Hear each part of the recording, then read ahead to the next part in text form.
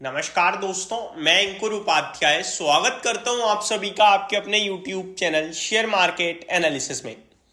बिल्कुल बिगिनर्स के लिए एक तरीके से ये video basics of stock market, basics in fact of stock market नहीं, ऑफ अ कंपनी होना चाहिए टाइटल। अगर आप लोग बाजार में पुराने हैं और आपको what is PE, what is earning per share, book value per share, return on equity, peer comparison और पीयर कंपैरिजन को करने का सही तरीका, देन स्टॉक के प्राइस को कैसे आप जस्टिफाई करोगे कि ये वैल्यू है या ओवर वैल्यू है या फेयर वैल्यू है, जो भी है इस वीडियो के माध्यम से आप करना सीख जाओगे। ये सारी चीजें अगर आपको आती हैं तो आप इस वीडियो को छोड़ भी सकते हो, लेकिन अगर देखोगे तो शायद 5-7 मिनट में कुछ ऐसा मिल जाए जो आपको नहीं पता हो, और जो आपको पता है वो आप कमेंट बॉक्स में कर सकते हो comment. And one more thing, ये सारे के सारे पैरामीटर्स जो है ना बैंकिंग स्टॉक्स पे ज्यादातर लागू नहीं होते हैं। बैंकिंग के लिए अलग पैरामीटर्स होते हैं, NPA, GNPA, NNPA, provisions, CASA ratio, आपके लिए सीएआर, ये सारी ग्रॉस एडवांस, ये सारी चीजें बैंकिंग में लगती हैं, जो मैंने आप सभी के साथ एक बार पहले, बहुत पहले वीडियो बनाई थी। अगर आप लोग कमेंट करोगे तो मैं दोबारा से आपके लिए इस वीकेंड पे डिस्कस करूंगा। अब बढ़ते हैं आगे। तो मैं सबसे पहले देखिए टाटा ग्रुप फ्लेवर में है, तो मैंने ये टीसीएस ओपन कर लिया है, ठीक है, बट ये केवल समझाने पर्पज से है, कोई स्टॉक पे रिकमेंडेशन नहीं है इस वीडियो में। अब टीसीएस के प्राइस पे भी मैं बात नहीं कर रहा हूं। अगर मैं स्क्रीनर पे देखूं तो मेरे पास सबसे पहला बॉक्स जो आता है उसमें मार्केट कैप होता है, जो आप सभी को पता है मार्केट कैपिटलाइजेशन, इस कंपनी की वैल्यू कितनी है वो ये आंकड़ा मुझे बता देता है। करंटली मार्केट कैप के अकॉर्डिंग टाटा कंसल्टेंसी सर्विसेज की वैल्यू अगर मैं देखूं तो 14,86,527 करोड़ है। ये हर दिन बदलती है शेयर के प्राइस के हिसाब से। अगला, current market price high low कोई मैटर नहीं करता है, छोड़ते हैं। अब आता है स्टॉक पीई। पीई क्या है? Price to earnings. समझे? जो शेयर का प्राइस है वो अर्निंग्स के हिसाब से कितना महंगा ट्रेड कर रहा है, ये हो गया पीई। फॉर एग्जाम्पल यहां मेरे को पीई दिख रहा है 32.6 का। अब ये क्या मतलब हुआ? इसको 32.6 को एज इट इज छोड़ दीजिए। प्राइस टू अर्निंग तो 32.6 है, लेकिन अर्निंग्स कितनी है अभी मुझे ये नहीं पता। तो अर्निंग्स मैं कैसे पता लगाऊंगा उस पे आएंगे, लेकिन उससे पहले आप नीचे आइए। Book value, book value per share होता है 278, ठीक है। अब ये बुक वैल्यू क्या है और 278 का मतलब क्या हुआ?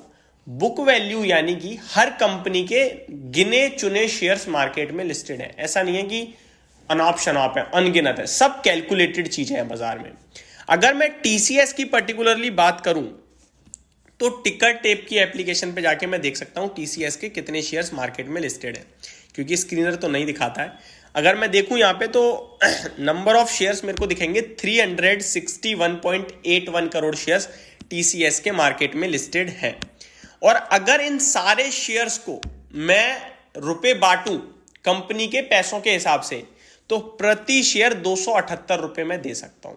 यह होता है बुक वैल्यू पर शेयर। एक एग्जांपल की मदद से समझाता हूं।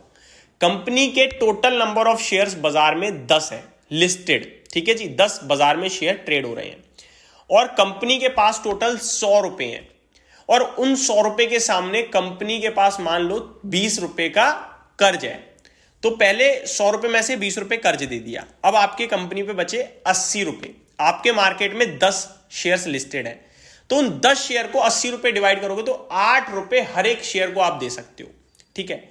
8 रुपए हर एक शेयर को आप दे सकते हो। इस हिसाब से बुक वैल्यू पर शेयर हुई 8 रुपए। सेम टीसीएस के केस में 278 रुपए है, उसके हिसाब से शेयर का ट्रेड कर रहा है 4000 पे। तो ये तो महंगा है, हाँ जी बिल्कुल महंगा है। बुक वैल्यू रेशियो देखोगे आप अगर नीचे आके तो आपको दिखेगा 14.8 टाइम्स पे स्टॉक का प्राइस ट्रेड कर रहा है बुक वैल्यू के हिसाब से, ठीक है। ये बुक वैल्यू हो गई। अब आता हूं अगले पैरामीटर पे। नीचे लिखा है आपका डिविडेंड यील्ड। डिविडेंड यील्ड यानी कि 1.17%। 4000 का भाव है, ये मान लो पूरे एक फाइनेंशियल ईयर में टोटल अगर कैलकुलेट करोगे तो 40 रुपए के करीब शेयर डिविडेंड दे चुका है, तो ये 1% डिविडेंड यील्ड बन गई। रिटर्न ऑन, ये पास्ट है, ठीक है, सब कुछ पास्ट है।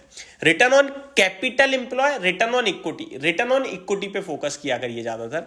रिटर्न ऑन इक्विटी यानी कि इक्विटी पे रिटर्न्स कितना जनरेट हो रहा है। जैसे हम ज्यादातर जगह रिटर्न ऑन इन्वेस्टमेंट ROI की बात करते हैं, या रिटर्न ऑन इक्विटी। इक्विटी खरीदी है आपने तो इक्विटी पे रिटर्न्स कितना बना रही है, तो कंपनी 46-47% से बना रही है, तो बहुत ही दमदार है। अब जैसा हमने एक चीज छोड़ी थी ऊपर, पीई तो हमें पता चल गया था 32.6 है, लेकिन अर्निंग्स नहीं पता चली थी।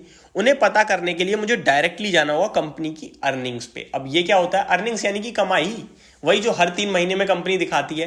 लेकिन मैं थोड़ा मोटा देख रहा हूं, बड़ा हिसाब से देख रहा हूं, तो फिर मैं क्या करूंगा, पूरे साल का देखूंगा, 3 महीने 6 माही वाले नहीं देखूंगा। तो मैं यहां आ गया हूं अर्निंग्स पे। तो FY22 यानी कि फाइनेंशियल ईयर 22 जो कि 2 मार्च 2022 लिखा है, वहां है 104 का ईपीएस। ईपीएस होता है अर्निंग पर शेयर, हर शेयर पे कितनी कमाई कर रही है कंपनी। ऐसे एक बुक वैल्यू था, हर शेयर पे कितना पैसा है कंपनी के पास, ऐसे ईपीएस है अर्निंग पर शेयर। तो अर्निंग पर शेयर पहले 102.4 था, फिर 115 हुआ, और कभी टीटीएम, करंटली टीटीएम मतलब होता है ट्रेलिंग 12 मंथ, बीते 12 महीने में अर्निंग पर शेयर 123 का है, 123। अब मैं डायरेक्टली कैलकुलेटर पे अगर मैं 123 को इंटू करूं 32.6 से, तो भाव आ गया 4010 का।